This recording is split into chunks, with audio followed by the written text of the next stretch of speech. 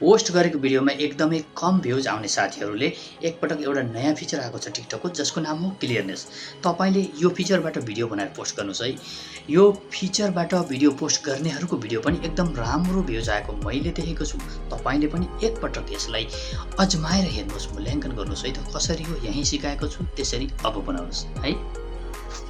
त्यसको लागि तपाईले आफ्नो टिकटकलाई ओपन गर्नुहोस्। त्यसपछि तपाई सर्च बारमा गएर यहाँ तपाईले क्लियरनेस इफेक्ट भनेर यहाँ चाहिँ लेखेर सर्च गर्नुहोस्। मैले पहिले लेखेको थिएँ, त्यसबाट यहाँ आएको छ। मैले यहाँ क्लिक गरेँ यसलाई। अब यो यहाँ सर्च हुँदैछ, यो सर्च भइसक्यो हो।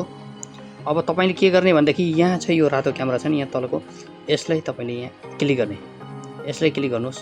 यसलाई क्लिक गरिसकेपछि अब तपाईले यसबाट तस्बिर यहाँ खिच्न पनि सक्नुहुन्छ, होइन भनेदेखि तपाईले ग्यालेरीबाट तपाईलाई मनपर्ने तस्बिर ल्याउन पनि सक्नुहुन्छ है। मलाई यो मन पर्यो, मैले यो ल्याएँ। अब यसरी नेक्स्टमा जाने। अब यसलाई तपाईले नेक्स्ट गरेर पोस्ट गर्नुहोस्, तपाईको धेरै छिटो भिडियो भाइरल हुनेछ।